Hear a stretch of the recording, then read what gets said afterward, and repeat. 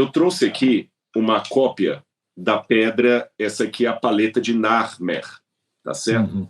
Essa paleta de Narmer é a mais antiga versão que nós temos com escrita hieroglífica, tá bom? Uma das mais antigas formas de escrever em egípcio foi escrita aqui. E aqui você tem o nome do faraó, Narmer, onde você escreve com um peixe e um cinzel. Vou colocar mais próximo aqui, olha. Um peixe Isso. e um cinzel.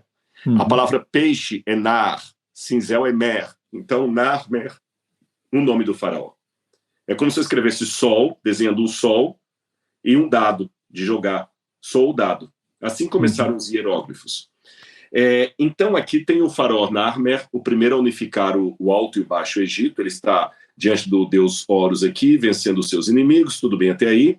Só que me chama a atenção uma coisa. Atrás de Narmer, você tem aqui o empregado dele carregando as sandálias dele na mão. Perceberam?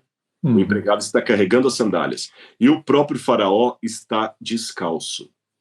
E eu descobri que na cultura egípcia antiga, quando você está diante de uma divindade, você tem que tirar os sapatos em reconhecimento que é um Deus que está lhe aparecendo e não um demônio. Olha só.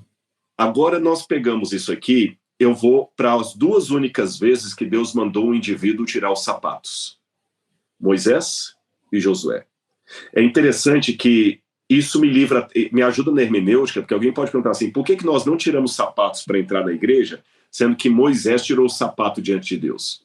Simples, vamos raciocinar agora contextualmente, por isso que eu chamo de físico contextual. Moisés foi educado em toda a sabedoria do Egito, ali diz o livro de Atos dos Apóstolos. Mesmo que ele já houvesse aceito o Deus verdadeiro e até matou o egípcio para achar que poderia livrar o povo daquele jeito, quando ele foi para o deserto fugido, ele foi com um background egípcio muito grande ali. Quando Deus aparece para ele na sarça ardente, com certeza, conhecendo a cultura do deserto, do beduíno, que congelou no tempo, a cultura egípcia do deserto, Moisés certamente pensou que era um demônio, um espírito do deserto, um gênio. Deus, para falar numa linguagem que Moisés pudesse entender, qual foi a primeira ordem? Tira as sandálias dos seus pés, porque o lugar que você pisa é terreno santo. Isto não significa que Deus estava endossando o paganismo, que Deus estava validando a prática pagã dos faraós, nada disso, mas Deus tinha que falar numa linguagem que Moisés pudesse entender. Por isso Deus mandou Moisés tirar os sapatos. Então olha como essa pedra, esse artefato arqueológico me amplia o entendimento daquele episódio bíblico.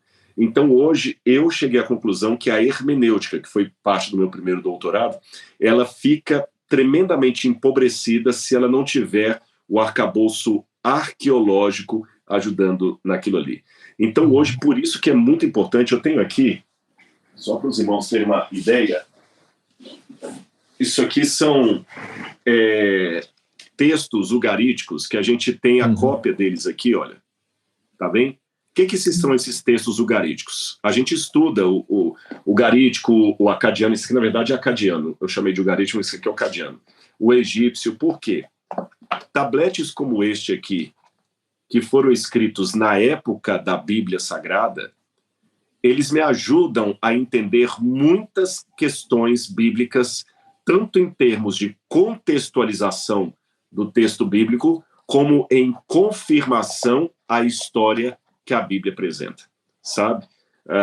Então a gente estuda todo esse antigo mundo do Antigo Oriente Médio para colocar a Bíblia dentro de uma moldura. E enriquece demais a compreensão do texto bíblico. Eu estou procurando desenvolver isso pelas igrejas que passo, pelas palestras que dou, nos vídeos que eu apresento, os livros que eu escrevo, colocar a Bíblia dentro de um arcabouço literário. É a arqueologia não apenas confirmando a história da Bíblia, mas dando moldura para usos e costumes que estão há milhares de anos separados de nós.